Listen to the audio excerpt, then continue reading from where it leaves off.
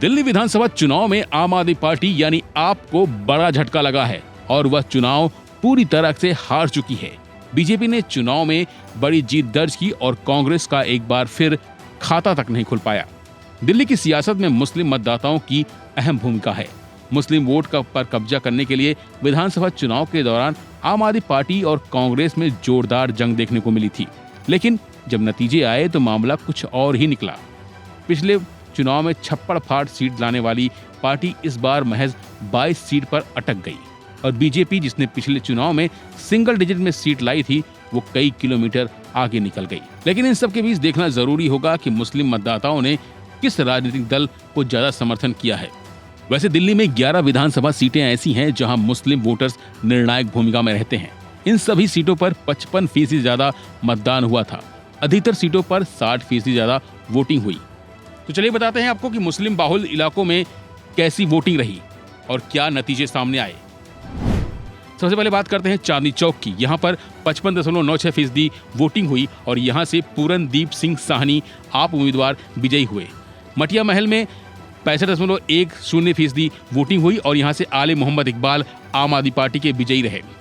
बल्ली मारान से 63.87% वोटिंग हुई, यहाँ से इमरान हुसैन आम आदमी पार्टी के विजयी रहे।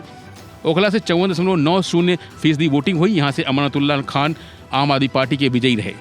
सीमापुरी में 65.27% वोटिंग हुई, यहाँ से बीर सिंह ढिंगन आम आदमी पार्टी के विजयी रहे।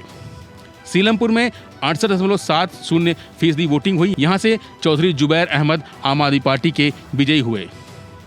मुस्तफाबाद की बात करें, यहाँ पर 69% वोटिंग हुई, यहाँ से मोहन सिंह बिष्ट बीजेपी के विजयी रहे। करावल नगर में 64.44% वोटिंग हुई, यहाँ से कपिल मिश्रा बीजेपी के विजयी हुए। जंगपुरा में 57.42% वोटिंग हुई, यहाँ से तरविंदर सिंह मरवाह बीजेपी के विजयी हुए। सदर बाजार में 60.4% वोटिंग हुई, यहाँ से सोमदत्त आम आदमी पार्टी के विजयी हुए। सिर्फ आम आदमी पार्टी ही नहीं बल्कि कांग्रेस और AIMIM के लिए भी ये नतीजे निराशाजनक रहे। ये दोनों पार्टियां सिर्फ वोट कटवा बनकर रह गईं। वहीं बीजेपी को इस लड़ाई का फायदा मिला, जो मुस्लिम बाहुल इलाकों में 3 सीटें जीतने में सफल रही।